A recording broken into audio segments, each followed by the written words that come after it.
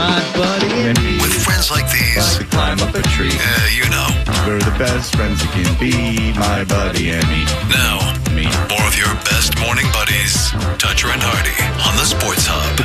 Breer is here from MMQB. John, I was in contact with John yesterday as I did go 82-0 on 82-0. Bob Cousy is your point guard. You got him last, right? Pick. It was your first pick. Yeah, because I saw the assist numbers and I was like, okay, I can only build from here. Yeah. So I think I figured out how to do it. I mean, it does take some luck. But yes, I had Cousy, Doncic, Bird, Elvin Hayes, and Kareem Abdul-Jabbar. And Not bad. Abdul-Jabbar from, his Milwaukee time. Yeah. So I had, that was an 82-0 team. And then I stopped. Smart move. Then I said, that's it. Got nowhere to go but down. Yeah, 82-0. It's 82. Do I familiar with 82-0? What's that? Do I have to? I've heard a lot about this. I have no idea what it is, but So you should avoid it because it sounds kind of addictive. It is. It once you get 82-0, it's not that big a deal. But it's 82-0.com, and they have a football one, but it's not as good because it takes forever. But the basketball one, they give you a team in a decade, and then you pick the 5 positions on the court. And, once you pick a position, that's out, and you can't put anyone else on there. So you got to kind of be strategic with the positions that you pick right away and who you take. And you have to take rebounding and assists into consideration as well. It has to be a well-rounded team in some ways. Do you have to, for the football one, for 20-0, do you have to pick 22 positions? No, but you have to pick, what is it, John? 2 edge rushers. I've only done it linebackers. once, and I quit halfway through, so you would know more than me. Yeah, it's like 2 edge rushers, forever. 2 line. I'm getting it wrong, but it's like a running back, if not 2 wide receivers, a quarterback, and then 2 edge rushers, 2 linebackers, and a corner or something, or a safety. It took way too long. So is it like a draft? Or no, you are. I just described it, you dope. Why you didn't say how you were picking them though? You said what you had to pick, but you didn't the process of actually picking them. So you hit a button and it has a team in a decade, and then it will go team decade, and then it will give you a list of the players available and their position. And some are multi-position. Yes, but once that position is done, you can't pick that position again. So if you're down to just having the point guard position opened, and you get Wilt Chamberlain. When he was averaging 38 points a game, you can't take Wilt Chamberlain. Okay, so you just get a list. And then, you're stuck with whatever point guard is left in that situation. But strategy is factored in, and each time you play, it takes 3 minutes. I mean, it's not even. Yeah. But I mean, the point is, but it's fast enough that you just keep doing exactly. it, and then before you know it, it's 90 minutes later. And well, I don't know about that much, but the point is, it is a time killer if you hang in there. No, it's like a good time killer. It doesn't seem completely bereft of thinking. It's something.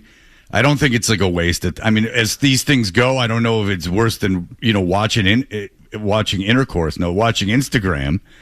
I think it's better than watching Instagram. That's true. Well, you're using your brain a tiny bit. And, if you're doing sports radio, at least it refreshes some of the things that you might have forgotten. But yeah, it's a good way to use your time. And you should try that and 20-0. The real test will be if Bert can hang in there for the 20-0. 20-0.com. I'll give it a shot. All right. And you're going to be here for an hour, Bert. We got commercial breaks. And that's too difficult to understand what they're looking for. There's do you want interceptions or tackles? It's what do you want? Too much. All right. So, Bert's, as you know, and we give him a hard time for, but he's not alone, obviously. College football is huge. Mm-hmm. And Bert's obviously very involved with Ohio State. And but college football, you understood its popularity as a kind of how it was different from the NFL. But then NIL comes around and you're like, okay, maybe the kids deserve it. But then it's you can transfer whenever you want. And now it's there's no rules. Yep. Because of the betting on your own team, which the quarterback at Texas Tech has admitted to. While he was on Indiana, he bet on Indiana football, which if you follow sports at all, you realize is the death penalty. It's you can't do that. Rule number 1 of things you can't do. It's anytime anyone goes, Pete Rose should be in, it's no. you can't do one thing.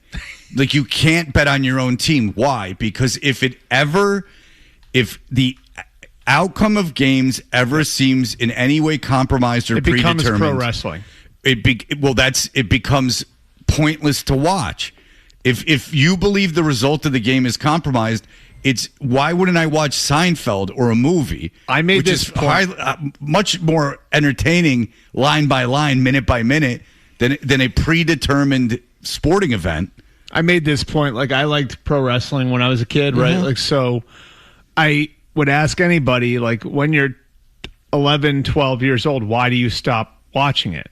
You stop watching it. Most kids stop watching it because it's not real. Right. You know what I mean? Like, that's why most kids stop watching it. So to me, that's the best analogy you could make is if, like, now all of a sudden we think that there are people in Vegas controlling things, it destroys the appeal of it. Like, half of it, like, no matter, like, whether or not you like the result on Wednesday night or not, the drama of that was incredible.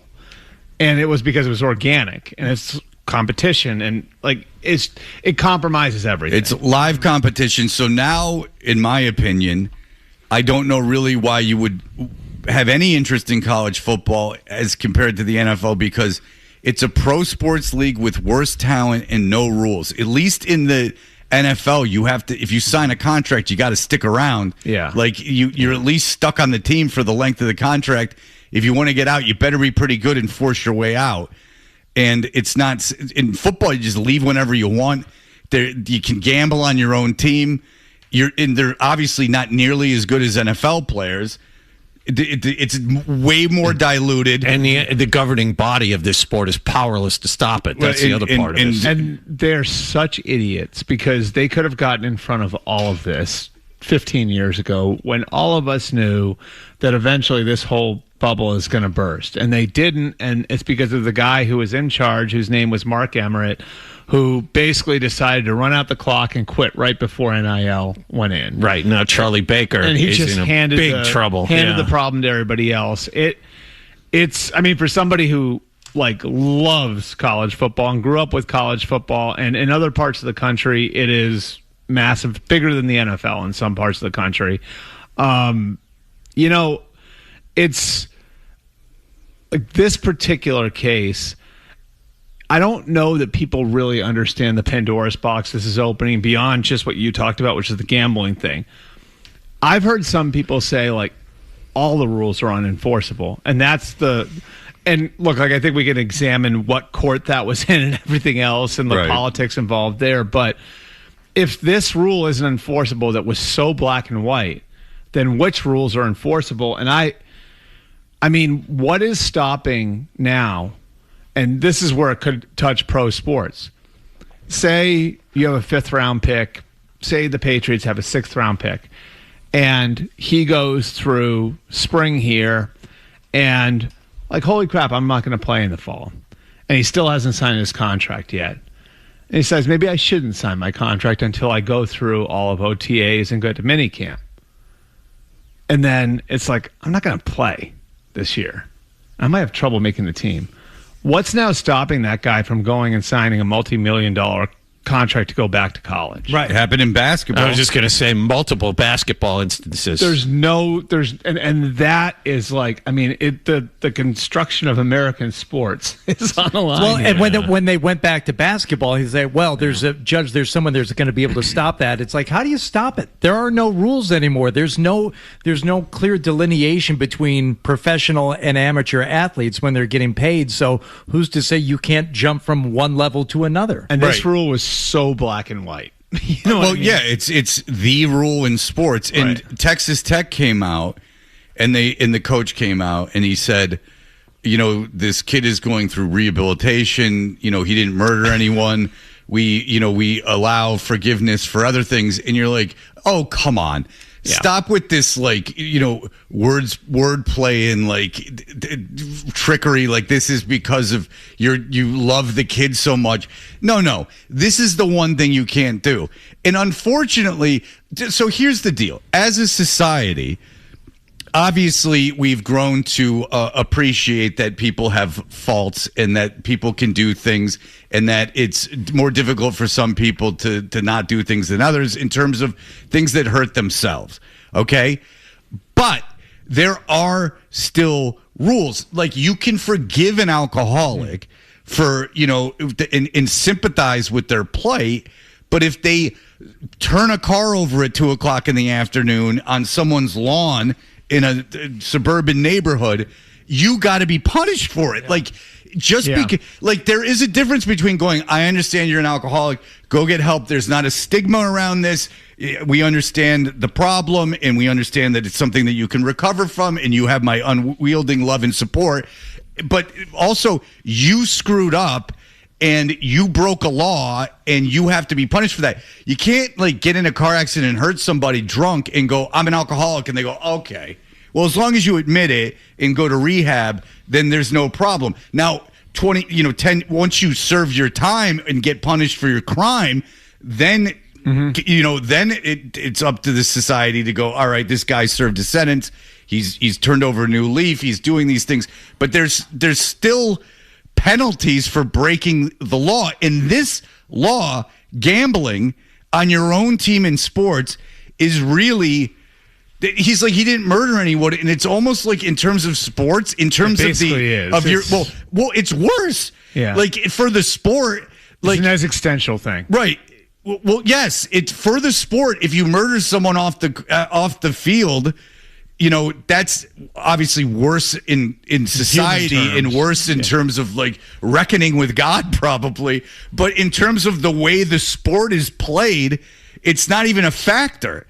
It's a PR thing at that point, and you're having horrible people play in your sport, but it's not as damaging to the sport, just the sport, as gambling on your own team is. And you've got the 1919 White Sox, right? Like, yep. You've got Pete Rose. Like, there are examples of it. The Boston College betting scandal from the 70s. Like, there are so many different examples of it, and how hard the leagues came down on it. And I think in each of those circumstances, 99% of the people, like, on the outside, agreed that's what they have to do, because that's about the existence of the sport, and the sport cannot exist without these rules being in place and these rules being enforced as harshly as possible. I don't know, and the NCAA is going to have to fight this. The other thing that got me here, though, and this just popped in my head when it first happened, when we first got the ruling on Monday. This is probably the first time that the NCAA wished that the players were unionized, because if the players are unionized, then the players had a say in the rules, and if the players have a say in the rules, I mean, this is like that 3-year rule, right? Like, so the NFL, like, I think you guys all remember when we were growing up, everybody thought the first player who challenges the 3-year rule is going to be gone, right? That was always, like, whoever decides to take it to court, once they take it to court, it's over, and freshmen, sophomores are all going to be able to go into the NFL. And then Maurice Clarett from Ohio State and Mike Williams from USC did it in 2004, and they wind up losing the case. And the reason why was the court didn't want to interfere in a labor agreement. And the labor agreement was the players had to be 3 years out of high school. Said they have rules in place. The players agreed to them. We're not interfering. And if the players had agreed to the rules that the NCAA had put in here, the court would be powerless. The court would say, nope, we're not interfering in that. The reason that the court can interfere in it is because the players didn't agree to the rules. Yeah, and so you're close to the Big Ten and, like, Ohio State and stuff. Are the teams mad? And the Big 12 is there's nothing they can do, but they're threatening not to play games, which is never going to happen. It's contracts. And it's the else. most Texas thing ever. The way this is being handled on all angles. Yeah, I know. But, like, what would like if you were talking honestly to say, like, someone at Iowa, I will take Ohio State out of this. Someone at Iowa, and you said, like, and you had him on a lie detector, and you're like, what do you think about this kid from Texas Tech? Like, do you think most teams would let this kid play? no matter what. The injunction, by the way, isn't saying that the kid has the right to play necessarily. It's just saying we're not going to rule on it, and the kid only needs this short amount of time. So what do you think other schools besides Texas Tech would let this kid play for them? If I'm being honest about it, I think it's a certain class of school that would. I think there are certain schools that I don't think the Blue Bloods would. I think the Blue Bloods would cut them loose. And the reason why is because it's not some moral high ground. It's because they can, right? Like, it's because they're going to have another player like that. It's because this won't be the only opportunity that they have to compete for a national championship. And I think the spot that Texas Tech in is part of the whole thing. They have this huge money booster. His name's Cody Campbell. I don't know if you guys know. He's like the real life Buddy Garrity on a much higher level. Billionaire, got really rich in oil. He was a teammate at Texas Tech of Wes Welker and Cliff Kingsbury and all of those guys. Wound up playing briefly in the NFL. He has just poured a ton of money into the program, and last year they became a playoff team.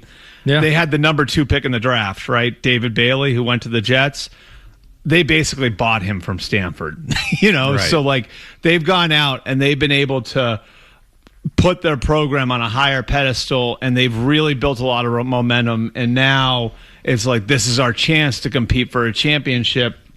And so they go and get Brendan Sorsby, and they feel like they're right now on the precipice of really competing. If you're on that level every year, you don't need to do that, right? But if you feel like this is the one uptick where you've got a chance to establish yourself as one of those programs, and if it doesn't work, then you're right back to where you began, then like I think that's they're like kind of like it's like a perfect storm type of situation. Right. And I know that there's no standard and people don't care as long as you do well, and that there's really no morality involved in much anymore. But is there a price to pay if you're Texas Tech and you let this kid play this year in terms of like your legitimacy as a program? You mentioned that they have a lot of money, but is there something that's like a downside? No, because I think like they are what they are. I think everybody's sort of seen them this way. Like it's the same thing as like Texas A&M was spending like this, like Old Miss, I think, has always been this way. I'm just thinking of like a few programs that have been that way where they're not quite blue bloods, but they really want to be. But you're more than conceivably more than a football team. What's the student body at Texas Tech? How many kids are actively in school there? I mean, I would imagine tens of thousands. So, like, what about I don't know, being a college? Like, is there any thought at all into I don't know? You know what's funny the future about this, of this school? There's only 42,000 students at Texas a lot of these. Yeah, you figure that you're only rifling through about 160,000 people, every 4 years. You might as well. What's there to think about? I mean, you got to let this one kid play football. The funny thing is, though, is like being great at football has made a lot of these schools better. I understand that, Bert, but there has to be like a line of delineation where you where it's like it's too much. Where it's like just too much. Like all right, it might be time to separate them entirely. Right. So like the SEC has become a big destination for like civilian students, right? Like non-athletic students from the Northeast. But I would have to think that, I don't know if all these kids are going to LSU. Like, they're going to, Georgia, even Alabama now, which my friend with a GED from Milwaukee, who's in his 40s, got into Alabama with a GED from Milwaukee because they were so desperate for an out-of-state kid. And now that's all changed. I got into Ohio State. And that's all changed, and those schools are much more difficult to get into now, as Hardy can attest about Ohio State. Like, it's just weird that Ohio State's, kind of hard out-of-state to get into now. But... So I understand that that's a lot to do with the football. I understand the value of a football program. I'm not a complete idiot, and I'm also not an academic. But maybe it's time to dispense with the charade of these being student athletes. Just turn it into a minor league program for the NFL, and you can still have your attachment to the school. It's just that if I was... That's already sort of... it's organically happened. But if I was sending my kid to a big school and they wanted to go somewhere dumb like Texas Tech... I mean, I would pick another dumb school that didn't have the gambler on their own team. Like, it just seems unseemly. Not that the kid's playing or the kid, just that the institution has so like no morals and Sold itself. is just so willing to just compromise, just openly just holds itself to no standard. It's like incredibly unseemly. I mean, and then on the other side of it, you have television networks that are paying like a massive, massive price and helping to fund all of this. I understand that, but if this kid doesn't play, you're still Texas Tech and you still have a football program and you still have all that money. What you're saying is, where do you draw the line? And like, yes, and is there a line ever for these schools? Like, is there any pride or like pride in yourself, pride in your program, pride in yourself as your institution, and not becoming a caricature of big time football? You just mentioned a corny movie. You said this guy is the real life Buddy Garrity. Yeah. Like the corny Friday Night Lights, like the corny in this show car salesman. Yeah. That funds the program. He's a caricature of a bumpkin that has made a false sense of self-esteem. Is tied up in like a bunch of kids playing football, and is tied up in a bunch of kids, and he's like almost like a tragic character on the show, which he becomes, and so you like are supposed to feel sorry for him. So now you're like, he's a real life tragic dumb character that to be mocked and laughed at on a show. Like they're just at some point, these schools have to say, all right, well, this is too much, maybe, even for us. It's like that scene in the program. Do you guys remember when the coach, who was the guy? James Caan. James Caan played the coach, right? Mm-hmm. So it's Coach Winters. And, like, his, that thing, his daughter was got thrown out of school for cheating on the test for the backup quarterback, and so the backup quarterback got thrown out of school. Right. Then the starting quarterback had to go to rehab. Right. And then all of a sudden, Coach Winters is in front of the academics, and he has to eat crap to get his backup quarterback on the team again. What does he have to do? And then the academics, but you saw like in that scene, the academics and the coach are.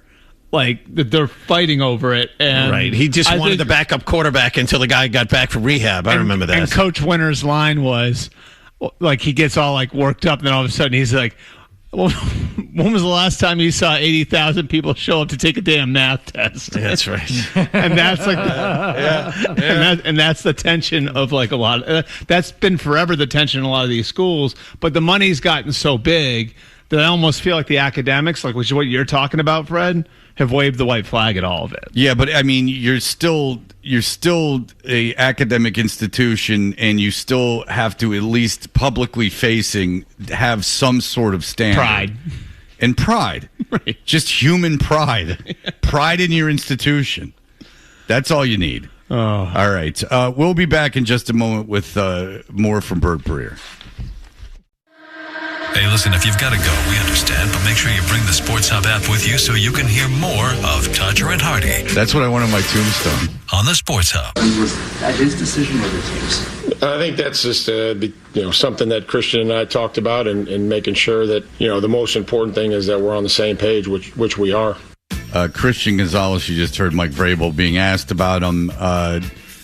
What are you hearing about the cornerback market and the Christian Gonzalez situation, Mr. Breer? Yeah, I think you have to like look at like the jumps at other positions and kind of projecting where this is going to go. And generally they've happened in like $5 million increments of late. So, Justin Jefferson at the receiver position, this would have been in 2024, June of 2024. Like, it was under $30 million per year. He got it all the way up to 35. CeeDee Lamb got 34. And then less than a year after that, I mean, in fact, I think it was like 9 months after that, Jamar Chase bumped it up to 40. And now we've seen it settle at 40. Edge rushers, same thing.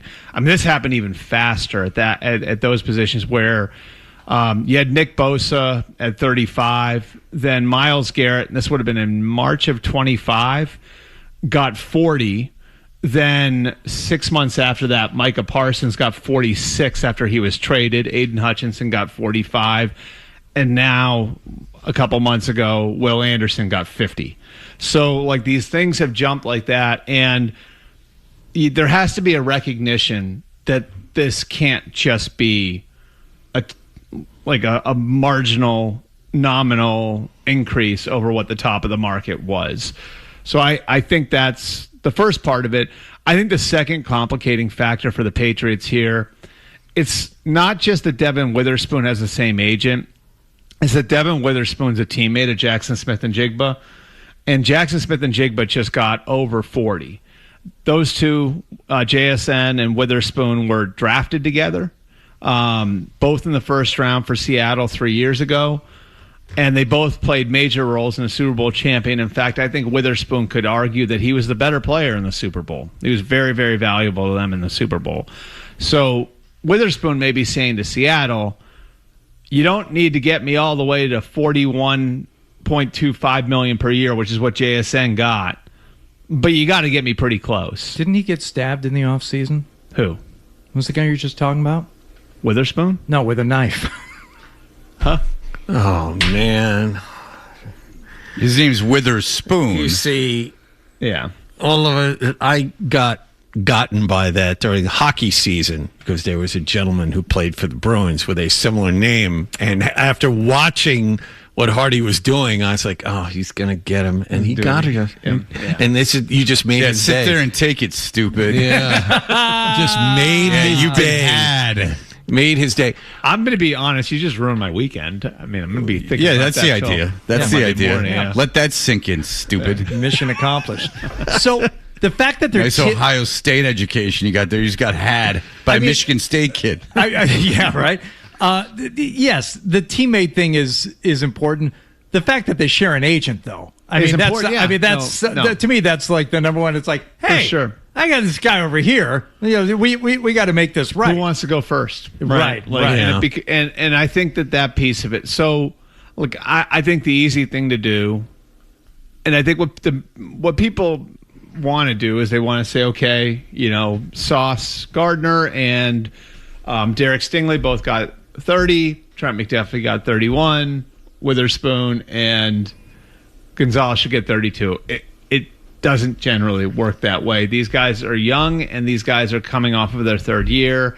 And so I think the number you're looking for is 35. And actually, if you do it now, in real dollars, that only winds up being 26 or 27 because you're folding the two existing years of the deal in. Fair enough, but you left out one position when you were going through all of that, and that's quarterback. And Drake Maye is up for an extension a year from now, and I just saw Patrick Mahomes just redid his contract with Kansas City. It's going to pay him $64 million a year. That's not in new money either. That's total. But the point is, it's an average annual value that's out there. Yep. And with May coming up in a year, does he go and try and come in over that, or because he's not the quarterback, Mahomes under that? Well, he's in a similar situation to these two corners in that you're going to have two other quarterbacks at least that are going to be in play. Lamar and... No. Well, else? Lamar's in play now. Lamar, I think, could get done before. But there are other... I understand there are other quarterbacks. His draft class, like Caleb Williams. Caleb Williams, fair enough. And Jaden Daniels both could wind up getting new contracts as well.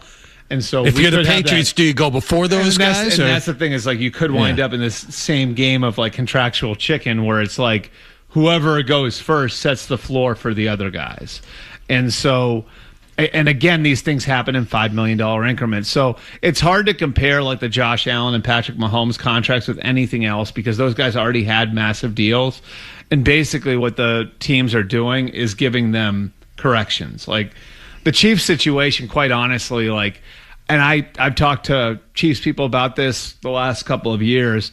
They learned from what happened with the Patriots and Tom Brady, what happened with the Packers and Aaron Rodgers, what happened with the Texans and Deshaun Watson. And they basically made the decision, like, we are not going to let it come to that. It's served as a cautionary tale. Like, you know, as soon as you think you're going to have to move on from your guy at quarterback, don't worry about it. Let him play as long as he wants, because the last thing you want is for him to go to another team and win a Super Bowl with his first shot. I mean, not only that, like, but also, like, make sure, like, he feels appreciated. Yeah, you know yeah. I mean? Like, that was a huge part of it with Brady, with Rodgers. Like, those guys got to a point where they didn't feel appreciated anymore.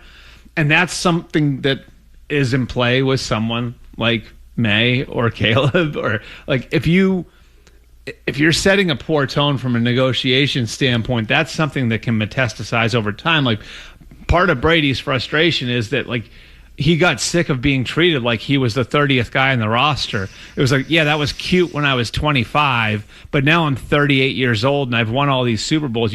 Why are you still subjecting me to all of that? So the Chiefs basically made the conscious decision, we are going to make sure that never happens with us. And that doesn't mean he's never going to play for another team or anything else, but we're going to make sure that, like, his happiness is not a factor. He's going to feel appreciated here for everything that he's done. The Bills have done the same thing with Josh Allen. And so, now I think you're sort of at that first point with Drake where you want to make him feel like he's almost like he's a partner, because that's what the Chiefs are doing with Mahomes. That's what, again, the Bills are doing with Allen, what the Bengals have done with Burrow. It's like just making the guy feel like he's not a part of management, but is like somebody who you're not going to have issues with him. All right. Well, listen, it's a bold move. Kansas 70 City wouldn't be a surprise, by the way, just to put a bow on 70 for May wouldn't be a surprise. All right. Because if you think about it this way, okay, so Patrick Mahomes' number is 64. Yep. But if you actually look like what the new money average is, it's like over 100, right? Over 100, yeah. Right. It's a different thing because it's a longer contract, so they're not analogous to each other. And Josh Allen was the same thing. Like, the new money analysis was like 100. All right, so you take those two. Lamar's got 2 years left, so it's going to be more conventional. I would think Lamar will get at least 65 if he goes now, because remember, the Dak deal is 60, and that deal is now almost 2 years old. So, you can't factor in Jerry Jones because he waits. He waits longer than any other executive would. I'm just telling you, like, I would be surprised if it's not 70, like, by next spring. And look, like, if you want to look across sports, that's what the top NBA players are getting, right?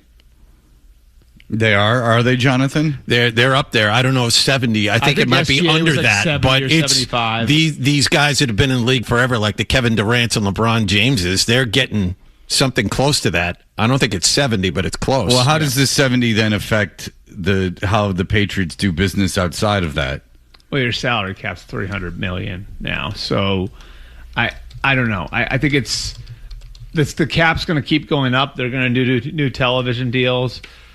It sounds like a lot, but the way these things generally age, I mean, look, like 50 was a lot when I can't remember who the first one to get it was, but it's something like where you're not gonna find yourself a bargain by waiting. Top NBA salary, Steph Curry, 59 at this moment. You had $10 million to that. You got that sexual position that you're such a big fan of. Mm-hmm. I'm not familiar. The 69. What is that? Head down here, head up here. Does it work? Mutual satisfaction. Does it work, though? If you don't mind where your nose goes.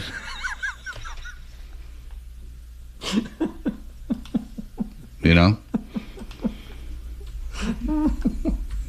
Some people like that, John being one. Some will worship it. Albert Breer is here. Yes, he is. All right, so we'll be back in just a moment. Here are the headlines.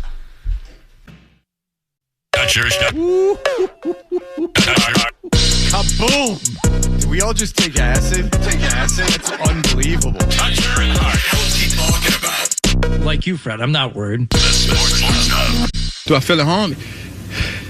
Yeah, I'm surrounded by a lot of Tennessee coaches and a couple of Tennessee players. So, yeah, walking in the building feels pretty good. Yeah. All right. A.J. Brown is in camp. Mm-hmm.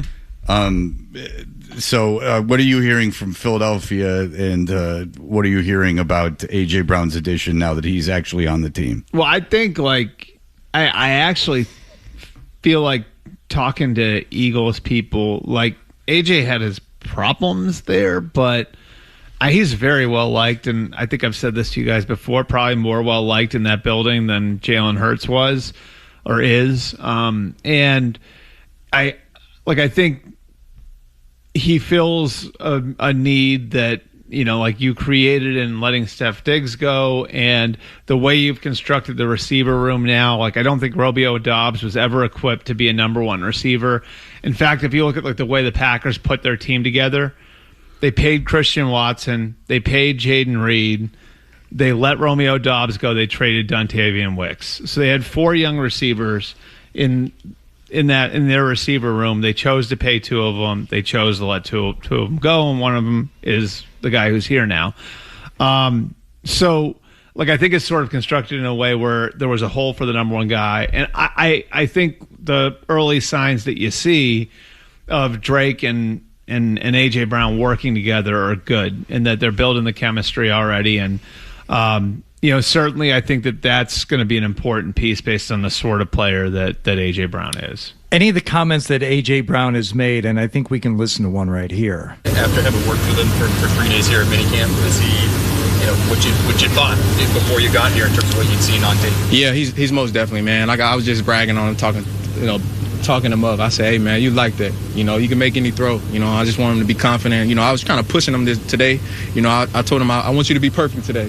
He was like, let's be perfect. I said, don't worry about anybody else. Just focus on yourself. You be perfect. You're going to raise that standard, and everybody else will follow. So just trying to just poke at him a little bit, see how far you go, But he's a great player, and I'm excited for the season. And he went on and talking about how he sees the field so well and how he can, read the defenses and how he's picking up on all this stuff. Do you look at any of that as maybe pointed in another direction? I think you could pick the things he says apart and find stuff, yes. And I think that there is a little residue there. And look, I'm sure it was a frustrating offseason for him, and knowing that because of the Eagles cap situation that, he was going to have to eat it for a couple months and keep his mouth shut and work on his own and know where he's going, but not 100% know where he's going. So maybe he's letting some of that go. But some of the things that he said about Drake knowing what he's doing and seeing the field and all of that different stuff, whether it's fair or not, I think you can certainly pick it apart and find some stuff that seems like it's pointed at the problems that he had with Jalen Hurts. Okay. Yeah. Go ahead. No, it just so much of that came out like after the fact, and it was, from my understanding, more of like, I guess taking the easy way out in terms of analyzing the situation. Oh, it's a wide receiver who's not happy, he's not getting enough touches. Mm-hmm. Come to find out from talking with you and people who are there in Philadelphia, it's like, oh no, it's a lot about Hurts too, and the way he carries himself and the way he's viewed, not just by AJ Brown but other people in that locker room. I don't know if you guys have heard the whole thing about, like, some people derisively there calling him Jordan. Yeah. Yes, we talked with someone in Philadelphia about that, and I'm like, oh. And then he took it literally. He's like, yeah, I like that. I'm Jordan. So after the Super Bowl, and I like Jalen Hurts. He's seems like a good guy to me and all of that. But I remember after they won the Super Bowl, I took a picture. There was the locker room, and then there's this little hallway, right? And kind of dimly lit little hallway. And so I'm walking through, and I'm going from the locker room where the players are over to I'm walking over towards where Sirianni's office is. And so I walk by that little hallway, and there's Hurts, and he's got a towel over his head, and he's sitting in the Lombardi trophy is right there on the floor. And so I took a picture of it, and the picture went viral and everything else. And I remember getting some feedback from some people on that. It's like, oh yeah, that's Jalen. It was like he was creating his moment. Like Jordan, if you remember, I think the first time he won the title, or maybe it wasn't the first one, but there's that iconic photo of Jordan holding the hugging it. That's the first one. That might be actually after his dad died, right? Where he's hugging the Larry O'Brien. The one with the trophy on his head is when he up against his head is when he won his first one. There was another one where he was crying on the floor afterwards. That's after his dad died. Okay, so but there was the one where he's hugging the trophy. That's the first one. Yeah. And what everyone thought with the picture, some of the people in Philly that I know thought when they saw the picture that I posted was he's trying to create his Jordan moment. Right. Got it. Right. So there's like a lot of that stuff that I think wore people there out. So if you put him on a lie detector test, he would tell you that he's at the level of Jordan. Yeah, I mean, I think that like he just carries himself that way, and again, that just wears people out. Like that. Just is it an act? Is it not an act? And there was like a little bit of like, when he was younger, people thought he was stoic. It's like, oh no, is he just kind of an a-hole? Like there was like that sort of thing. And look, like I think he's competitive as hell. Like he's fought through a lot. Like they replaced him at Alabama. You guys remember that? Like, so like he does have a good story to tell, and he's accomplished a lot, and he's played really well. Like, say what you will, and he's not the most consistent quarterback. Like, I don't think I'd put him I wouldn't put him in my top 7 or 8 quarterbacks in the league right now based on how he plays in the regular season. But on the biggest stages, he's played really, really well. That's for sure. All right. Well, Breer, I heard just briefly that you're traveling somewhere 2 hours away, so good luck with that. Yep. And then we will look to see you next week as this summer continues. Enjoy your week. We will be back in just a moment with our news segment.